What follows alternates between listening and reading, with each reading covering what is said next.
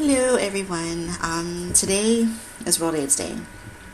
Okay, well not really. Today is actually December 5th, but every day is World AIDS Day because every day is important to remember those that we have lost, those that have been infected, those that are affected by the virus on a daily basis. Today I am recording what was supposed to be my World AIDS Day breakfast speech. But because I got extremely emotional due to the event and the things that were said and the videos that were shown, I lost my nerve and ended up sort of just rambling during my speech. So I feel as though I have cheated those, not because I had some profound life-changing things to say, but I did have some things I wanted to address. So excuse me while I'll be looking down a lot reading from my laptop while I'm recording. Today is World AIDS Day, and I stand before you in the hopes that despite the early hour, you are ready for a day outside of yourselves, a day to remember, celebrate, and move forward. I hope that this day will inspire just one more to stand. I stand on hope. I stand before you as an individual diagnosed with HIV as a single mother. My understanding and knowledge of the virus did not comprehend at that time in 2003 that we were approaching 25 years of the virus. I was 21 when diagnosed. I thought my life was over and no one would ever love me. 8 years later, I have a daughter that makes straight A's and begs me to smother her in kisses every day. I'm engaged to be married to a man that I know was designed by God because he loves me for what I am and what I believe in. My despair in my past 8 years has turned to hope, and that hope turned to prosperity as I conquered my battles with the virus and those around me who dared me to give up. Earlier this year, as I began to go through the process of establishing what medications to be on because my CD4 count was high and my T cells had finally reached a low point close to bringing me to an AIDS status, I came across a CNN special hosted by Anderson Cooper titled Hope Survives, 30 Years of AIDS.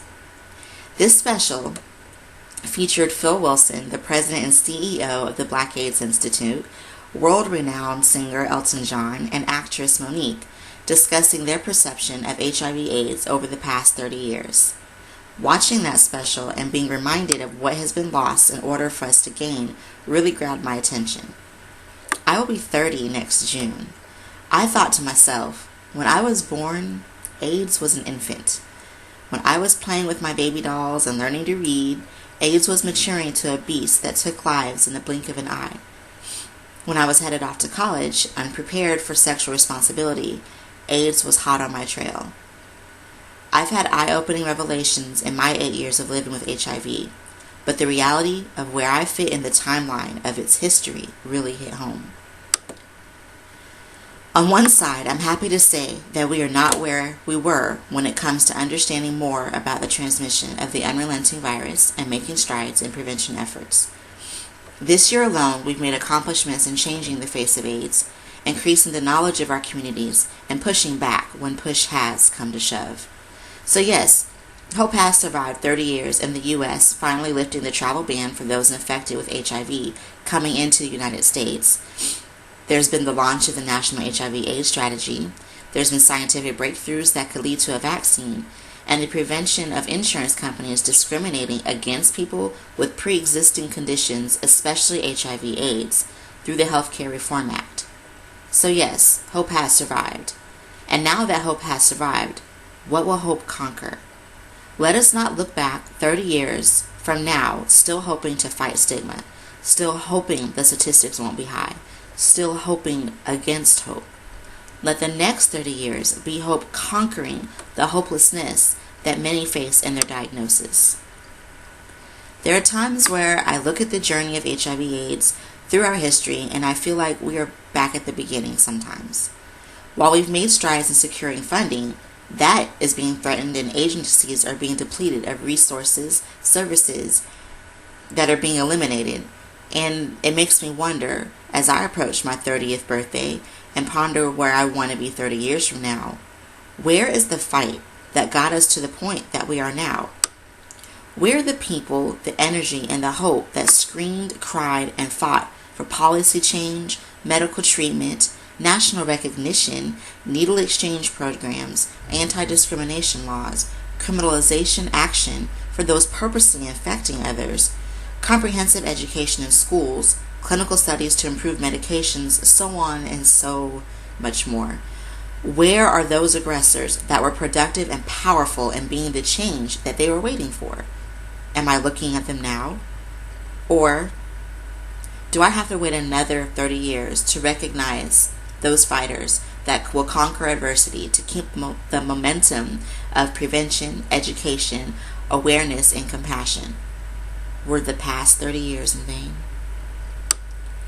30 years of lives lost, stigma fueled, and communities devastatingly impacted. I choose to stand on and fight for those that spoke before me. I embroider the memory of Ryan White in my personal red ribbon. I stand on the inspiration of Magic and Cookie Johnson as I approach my wedding date. I stand on the hope of Hidea Broadbent and others born with the virus that are fighting to keep mother-to-child transmission non-existent. I stand in hope with the parents that have youth turning to the streets, drugs, sex, and crime that put them at risk of being infected. That hope is what fuels me to keep standing. But let me not just throw a speech at you and hope you get the idea. Allow me to briefly inspire you to why you should hope too. Let's look at the history of hope. A mother with a grade school education and a young son to raise hoped beyond hope that her methods of making sure her son read every day after school and stayed focused without him ever knowing her limitations would help him in life. Her son grew up to go off to medical school, and her hopes fueled him to have the ambition to heal. His name is Dr. Ben Carson. A young woman gets off from a long day from work and is looking forward to getting off her feet. She boards a city bus only to be told to move once she has made her seat. Exhausted and not looking for trouble, just hoping to rest during the ride home, she was a catalyst of the civil rights movement. Her name was Rosa Parks. A group of motivated employees at a local AIDS agency, people who click on the link to this video, have all organized a day of celebration and reflection on those lost and loved in the fight of HIV/AIDS in hopes that people who've worked hard to be recognized for their efforts and those efforts be the motivation for more to join. Those that decided to attend this event or watch this video are the ones that have come this far, which means you had expectations. You participated in watching this video, which proves you weren't just bored or looking for something to do, but you were looking for answers. You are the answer. You may be wondering, how can you be the answer when your question is how? Yeah, disregard that. I have asked the same thing. During a support group meeting long ago, I was forced to attend. When I was first diagnosed, I remembered seeing a young man there, and he had this huge smile on his face the entire time. It annoyed me because everyone was talking about their side effects of the medications, how they couldn't afford them, and they were all men, and none of them looked like me, especially the guy with the happy-go-lucky smile on his face. When the meeting adjourned, I asked him what in the world was so happy about being HIV positive. He looked me square in the eye, and he said, "You just answered your own question." He says, "It isn't called HIV negative, so I'm not going to have a negative attitude about it. If I do, HIV wins." That statement stuck with me for the past 8 years. That and the fact that I was the only single black female in the group of 20 men. We only had one thing in common, but we didn't realize it. We were the answer, we were the change, and we were the hope that we were looking for. I decided that day that I had to start doing something to get more people more comfortable with HIV/AIDS. I didn't know there was a World AIDS Day then, but I found out soon enough about Black AIDS Day in 2007. That was when I took my chance. Just one phone call and I was on the cover of the Life section of my local newspaper, sharing what living with HIV was like. 4 years later, I stand here offering support to those that are waiting for their chance. This isn't just about us. It's not just about the banners, the media attention, or the accolades. Those things are great and respected at most because they are deserving. But this is bigger than us. This is a global epidemic that needs all hands on deck, all hearts in accord, and all minds open, looking beyond a person's circumstances and looking into giving them a second chance. All it takes is the power of one person. Just one voice, one idea, one thought, one phone call, one email, or one text message can change the world. One person can have the hope to influence others to become one less. One less drug dealer, one less teen mother, one less orphan from parents dying from AIDS, one less country ravaged by the disease with no access to treatment, one less high school dropout, one less homeless person, one less loved one lost, one less HIV test being positive, one less person feeling unloved. Never think your hopes are meaningless because what may appear to be insignificant to those that you think matter is a focus point for those that do matter. Meaning that the power does not just lie in a person's position in life, but the passion that comes because of a purpose.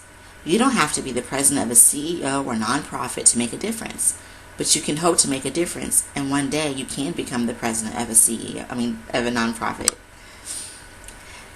In conclusion, so now that you know hope is more than a 4-letter word, now you know it's something to stand for.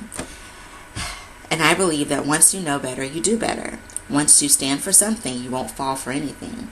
Once something has been conquered, it doesn't exist. So who will stand in hope with me? Who will be able to decide to be more than a conqueror? Who will put hands and feet to the information, tools, and support given today and stand for hope to conquer HIV/AIDS in the next 30 years? I hope, beyond hope, that it's you.